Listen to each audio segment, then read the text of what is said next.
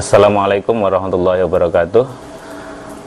Para pemirsa Aswaja TV yang dirahmati Allah SWT, alhamdulillah berjumpa kembali dengan saya Saifullah Amin dalam program Islam dan Kebangsaan.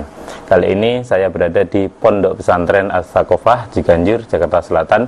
Pondok pesantren yang diasuh oleh pengurus besar Nahdlatul Ulama, Ketua Umum Pengurus Besar Nahdlatul Ulama Kiai Haji Profesor Dr.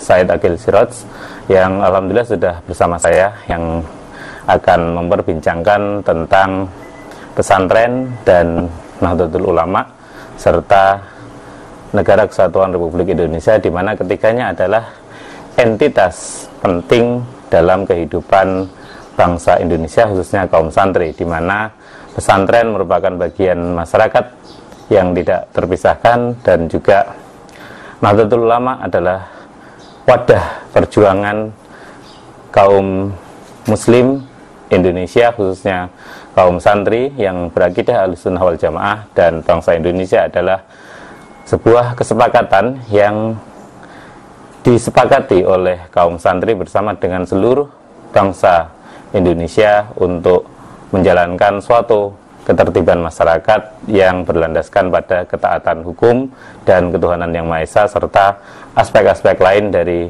bangsa dan negara Indonesia.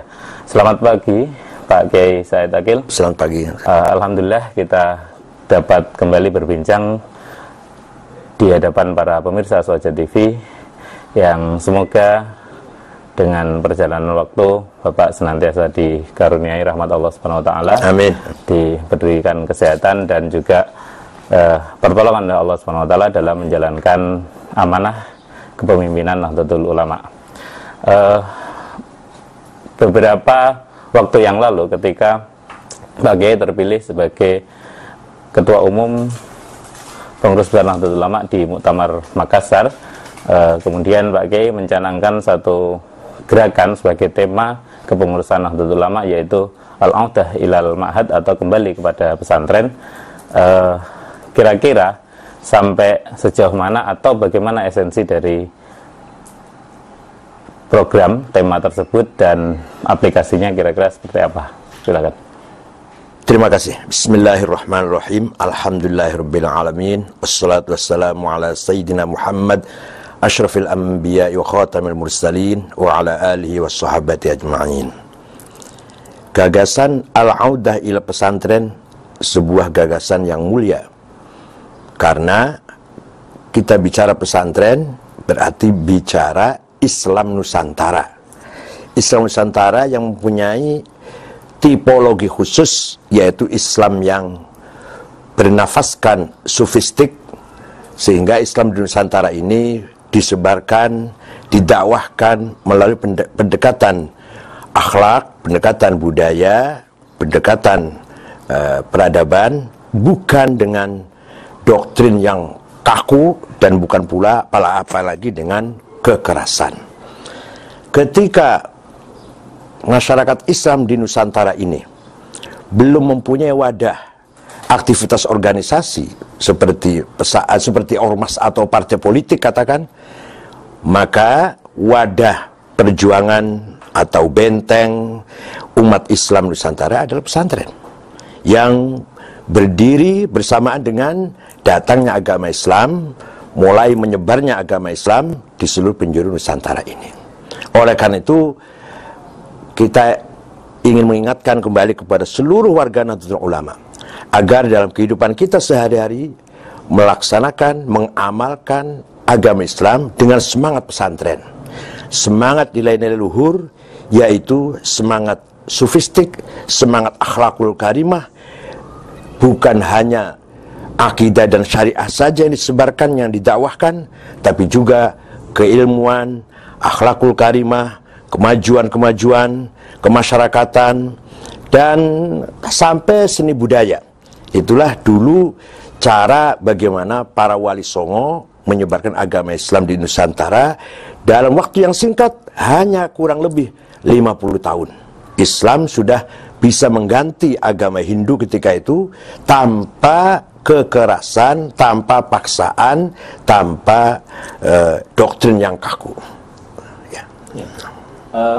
Tentu pesantren itu identik dengan bangunan dan juga lingkungan yang tersendiri di tengah sebuah masyarakatnya. Tetapi bagaimana pesantren ini bisa mempengaruhi masyarakat bukan hanya lewat santri yang belajar di sana, tetapi nilai pesantren ini bisa diterima oleh masyarakat dan bahkan dijalankan juga oleh masyarakat sehingga ada harmoni. Itu kira-kira apa Pak rahasianya? Ketika kita berbicara pesantren, sebenarnya tidak cukup kalau hanya beberapa menit dalam pertemuan ini. Barangkali membutuhkan waktu sehari dua hari kalau mau tuntas bicara pesantren. Tapi secara singkatnya begini, pesantren sebagai lembaga pendidikan sekaligus benteng Islam Ahlus Sunnah wal Jamaah yang juga mengandung nilai-nilai luhur, akhlakul karimah, merupakan andalan, merupakan pijakan, pegangan dari para ulama Nahdlatul Ulama. Tanpa pesantren, mohon maaf, NU ini juga tidak akan berperan sangat penting. Tanpa pesantren, NU katakanlah sulit untuk mempertahankan nilai-nilai luhur ini. Oleh karena itu, NU adalah pesantren besar, pesantren adalah NU kecil.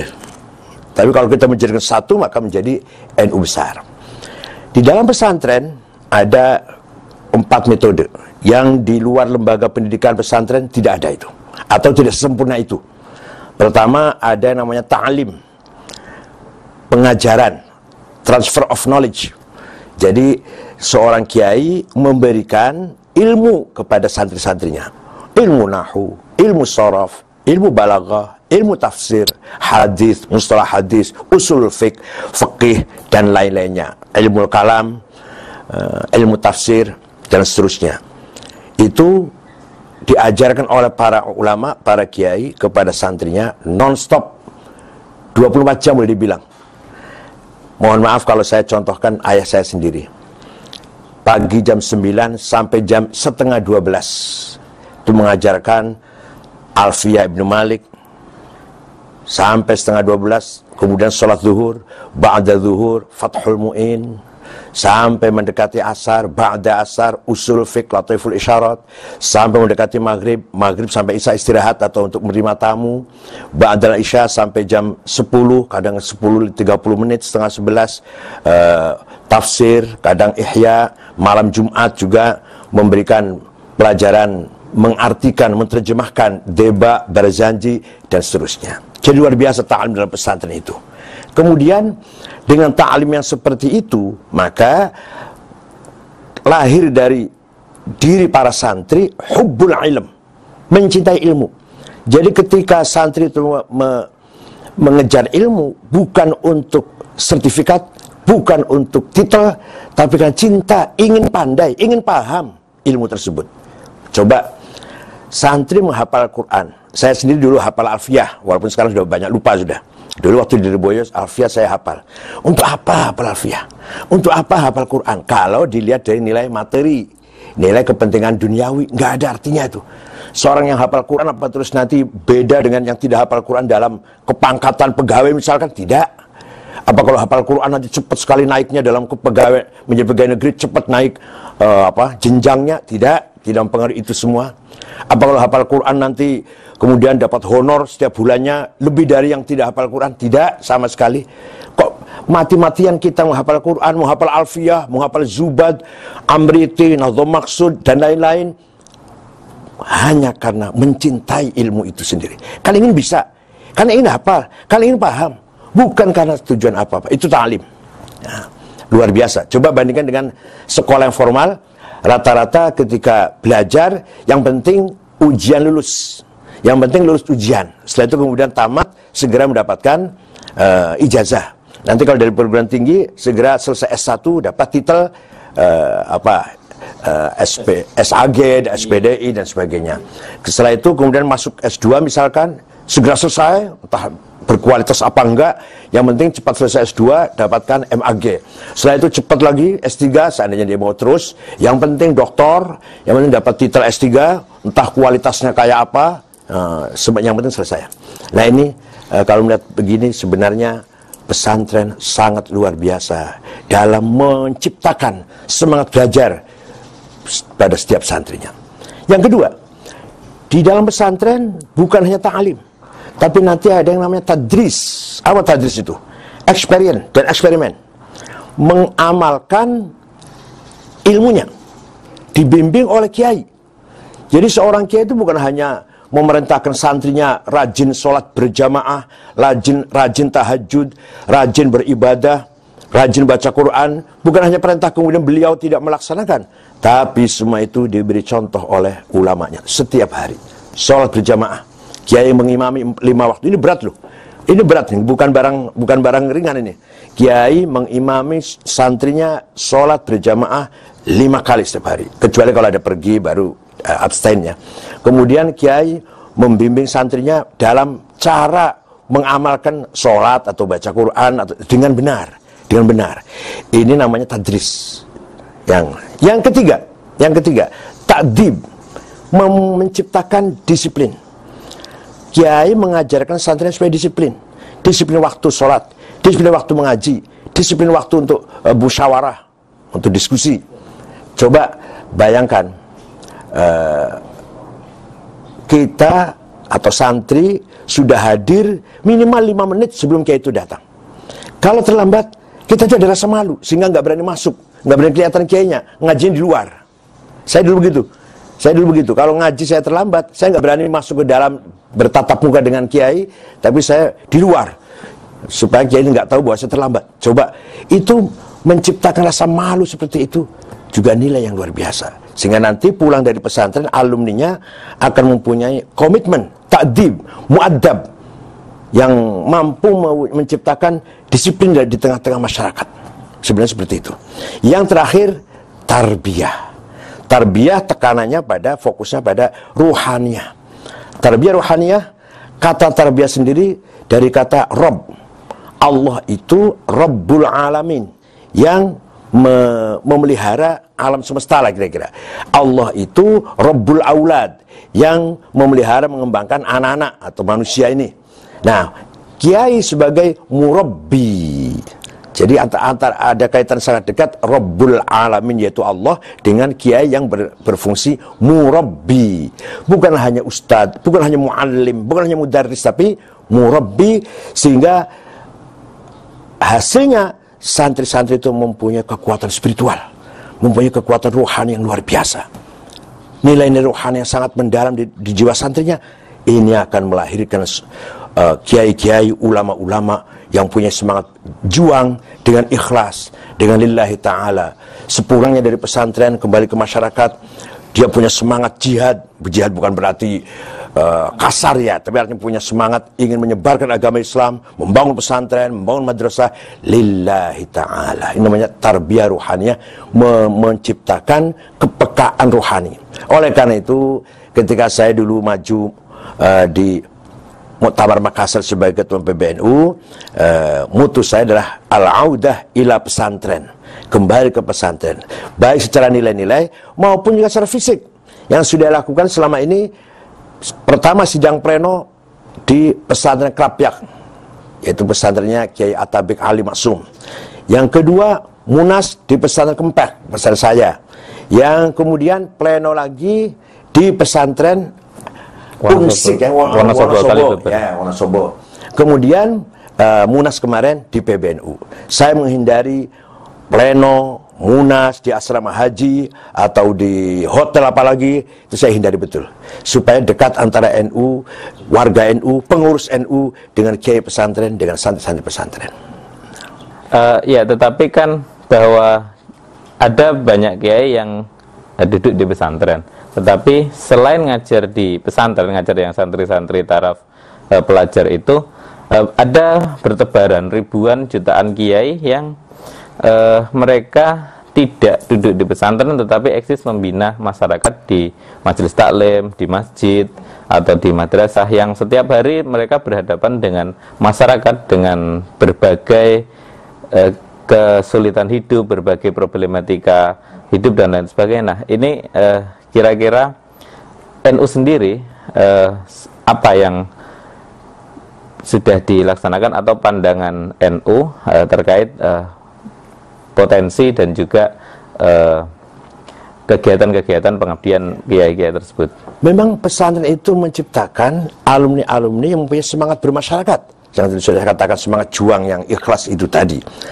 Kemudian alumni-alumni pesantren itu, kalau yang bapaknya bukan kiai punya pesantren atau punya madrasah, atau juga tidak mempunyai mertua, ya, tidak punya pesantren, tidak punya madrasah, maka kebanyakan alumni pesantren, kiai-kiai muda itu menjadi aktivis di masyarakat, aktivis agama terus terang, yang bisa dilakukan oleh para kiai, oleh para kiai muda terutama. Di samping itu juga berorganisasi. Oleh karena itu, alumnus pesantren yang tidak mempunyai, pulang dari pesantren tidak mempunyai lembaga pendidikan, aktiflah di Nahdlatul Ulama sebagai sarana aktivitas perjuangan dakwah di tengah-tengah masyarakat. Apa jadi awan, apa jadi katib, apa jadi apa saja lah, masuk berbagai tingkatan. Insya Allah pasti ilmunya bermanfaat, insya Allah pasti. Dan para kiai itu luar biasa kok. Para kiai itu milik masyarakat, pesantren milik masyarakat. Contoh, kalau ada kita jumpa dengan orang di bus atau di kereta api atau di tempat-tempat umum, dari mana Bapak? Dari Jombang. Jombang dari mana Pak? Dekat Tebu Ireng. Coba langsung Tebu Ireng yang dimunculkan. Dari mana Pak? Dari Cirebon. Dekat dengan Buntet, dengan Kempek. Coba yang ditanyakan itu. Nggak ada yang tanya dekat dengan SMA 1. Jarang itu. Tapi pertama ditanyakan dekat dengan Tebu Ireng kalau dari Jombang. Dari mana Pak? Dari Kediri. Sebelah mana Lirboyo? Coba. Itu artinya bahwa masyarakat sekitar pesantren itu merasa memiliki dengan bangga pesantren yang ada di desanya atau di daerahnya atau di lingkungannya. Ya. Terkait juga banyaknya alumni-alumni santri yang sudah puluhan tahun dengan ribuan pesantren, tentu sudah ratusan ribu alumni dan yang muda-muda ini juga banyak sekali yang berkiprah bukan hanya di dunia pendidikan agama, tetapi di tempat-tempat yang lain. Nah, apakah sepanjang ini NU juga ikut untuk membimbing mereka atau mewadahi mereka atau menampung aspirasi nih, Pak ya? Sudah barang pasti kalau alumnus pesantren kemudian aktif di NU pasti akan merasakan kekurangan. Karena dari pesantren baru mendapatkan materi itu tadi. Tapi bagaimana menerapkan ilmu yang dia miliki, fikih, tafsir, hadis di tengah-tengah masyarakat. Maka melalui Nahdlatul Ulama mereka akan melengkapi dirinya dengan berbagai ilmu yang lain seperti ilmu sosial, ilmu kemasyarakatan, ilmu dagang, itu pasti itu. Contoh saya sendiri. Begitu pulang dari Timur Tengah yang saya dapatkan hanya ilmu, ya lumayan lah. Tapi Gus Dur almarhum adalah guru saya. Bukan guru ngaji, baca kitab, bukan. Tapi guru bagaimana Gus Dur menunjukkan saya ilmu sampean tuh untuk ini loh. Ilmu Anda itu yang sudah cukup lumayan banyak itu gunanya untuk ini. Itu namanya yang diajarkan oleh Gus Dur kepada saya, ilmul hal, ilmul ahwal, bukan ilmul maqal. Jadi Gus Dur sebagai guru saya, bukan guru ngaji saya baca kitab, bukan, atau Gus Dur baca kitab saya dengarkan, tidak. Tapi bagaimana membimbing saya menggunakan ilmu yang saya miliki untuk agar bermanfaat hidup di tengah-tengah masyarakat. Bila perlu malah memberi warna pada masyarakat. Dan jangan kecil hati. Saya katakan kepada seluruh alumni pesantren, jangan minder, jangan kecil hati. Yang paham kitab kuning, yang betul-betul menguasai kitab kuning, semakin langka maka semakin dicari orang. Semakin langka semakin mahal. Lagi-lagi contohnya saya sendiri. Kalau saya di seminar dengan dokter-dokter, profesor-profesor, baik itu di Lemhanas maupun di perguruan tinggi UI, maka ada saja sesuatu yang mereka baru dengar dari saya. Dari mana saya? Dari kitab kuning, dari Kutubut Turath, yang mereka sama sekali nggak tahu sama sekali. Dikira ide itu hanya dari Barat, dikira ilmu itu hanya dari Barat, dikira itu hanya dari guru besar yang ada di universitas. Tidak. Ekonomi Islam ada di Fathul Qorib, ilmu jiwa ada di Ihya Ulumuddin, tentang bagaimana jiwa seseorang, baik itu ilmu jiwa yang bersifat afektif maupun yang bersifat kognitif, ada semua di kitab Ihya Ulumuddin oleh Imam Ghazali. Apa sajalah sebenarnya kita di Kutubut Turath semuanya ada. Jadi sekali lagi, santri yang menguasai Kutubut Turah kitab kuning, jangan sekali-kali kecil hati dengan yang kita miliki itu. Semakin langka akan semakin dicari. Orang akan mencari lain daripada yang lain, yang punya tipe yang lain. Tetapi para santri ini ketika terjun ke dunia baru yang bukan dunia pesantren dan bukan ilmu-ilmu agama, barangkali mengalami beberapa kesulitan awal terkait adaptasi itu. Nah, mungkin barangkali Pak Kiai ada pesan-pesan khusus bagaimana misalnya ketika santri yang keluar dari pesantren tapi dia juga kan pegang ijazah sekolah umum dan ijazah kesarjanaan teknis, kemudian dia ada di banyak gedung-gedung di kota-kota besar itu di tingkat-tingkat yang berlapis-lapis. Nah, di mana teman-teman kerja mereka yang lain tidak mengenal pesantren. Nah, itu kira-kira ada tidak trik-trik khusus atau cara bagi mereka agar bisa beradaptasi dengan santun tetapi pada akhirnya bisa mewarnai? Ya, terkhusus saya tidak bisa menjelaskan ya. Akan tapi pengalaman yang saya lalui ini, saya alhamdulillah pernah menjadi Ketua Majelis Wali Amanah Universitas Indonesia, yang anggotanya yang terhormat Pak Yusuf Kala, waktu itu belum Wapres, sebelum Wapres, Profesor Bakirman, mantan Ketua Mahkamah Agung, Pak Indriantono, mantan Panglima, dan Pak Alwi Shihab. Alhamdulillah, ya bisa tuh saya menjadi ketua Majelis Wali Amanah UI. Memang saya merasakan saya banyak kekurangan, saya banyak sekali ilmu yang nggak saya kuasai, tapi dengan semangat percaya diri, dengan modal yang saya miliki, bisa tuh membawa Majelis Wali Amanah Universitas Indonesia. Nah, dengan demikian artinya apa? Sebenarnya kita ini hanya kuncinya bisa nggak memenuhi kekurangan yang ada pada diri kita dengan kecerdasan yang kita miliki, dengan ilmu yang sudah kita miliki. Ini modal awal untuk memahami ilmu-ilmu yang lain, sehingga berkiprah di tengah-tengah masyarakat, tidak kaku, tidak tekstual, tidak apa kata kitab kuning begini harus disampaikan begini, tidak.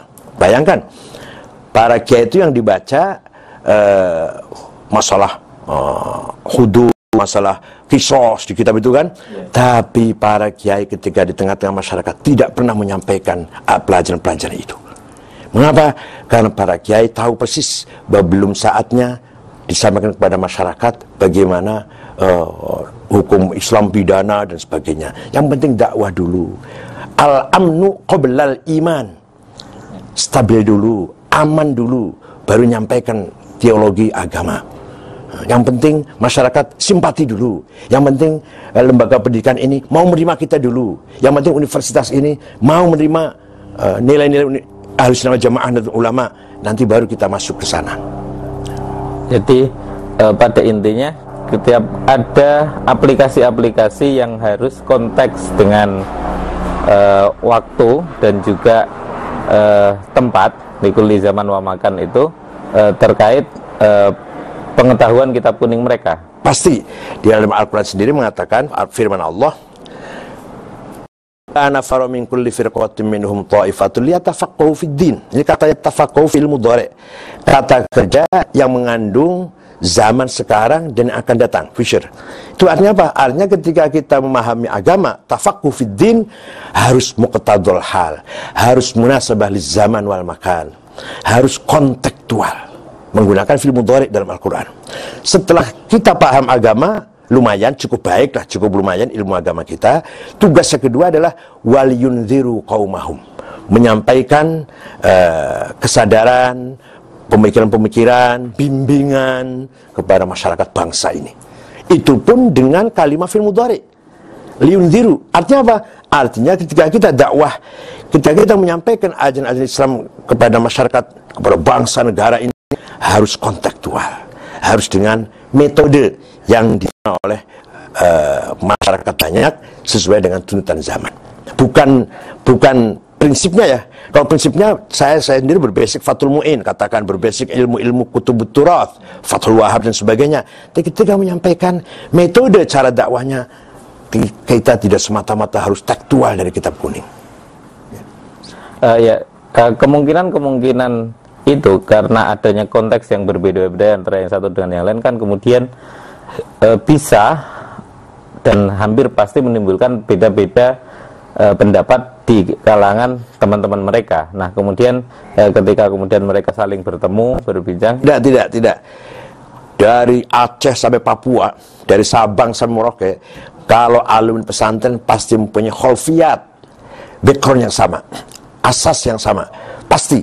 Walaupun nggak kenal, jumpa kelihatan dari cara sholatnya, cara bicara, cara berpikir. Oh pesantren nih, dari pesantren ini. Walaupun dia sekarang jadi jenderal, walaupun dia sekarang jadi menteri misalkan, dari melihat dari cara diskusi, cara santri, saya bisa tahu itu. Santri ini.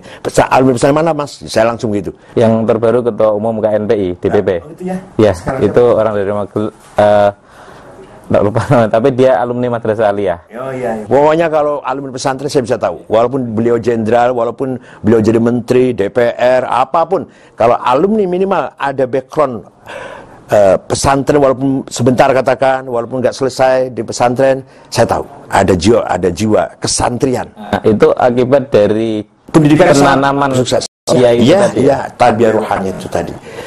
Sehingga Islam yang kita pegang ini bukan hanya formalitas, bukan hanya plang, bukan hanya papan nama, tapi betul-betul rosikh, betul-betul masuk ke dalam hati kita masing-masing. Dan yang saya maksud Islam ini bukan hanya akidah syariah, tapi juga akhlakul karimah. Artinya dengan persebaran santri yang sedemikian banyak di berbagai bidang kehidupan, itu menjadi bagian dari kontribusi kaum santri terhadap. Ya iyalah. Para kiai-kiai pesantren dengan santrinya itu berjuang mati-matian, bila perlu dengan berkorban dengan nyawa dan darahnya untuk merebut kemerdekaan ini. Mengisi dalam merebut, sekarang mengisi. Itu terus menerus. Ada buku ditulis oleh Dr. Tariq Shihab, bahasa Arab kecil, judulnya Al-Haji Hashim Ash'ari Awwal Wadi'i Labinatil Istiqlal fi Indonesia. Kiai Haji Hashim Ash'ari adalah orang pertama kali meletakkan dasar-dasar kemerdekaan Indonesia. Itu luar biasa. Kemudian Kiai Hashim Ash'ari mempunyai visi misi membangun ukhuwah Islamiyah yang sinergi dengan ukhuwah watoniyah. Islam saja belum tentu bisa menyatukan umat ini. Watoniyah saja, nasionalisme saja, kalau tanpa agama, nasionalisme yang kering. Tapi kalau dua-duanya, itulah yang sempurna. Islam nasionalis, nasionalis yang Islam. Islam saja belum tentu bisa mempersatukan manusia ini. Contoh Afghanistan, contoh Somal, contoh Timur Tengah.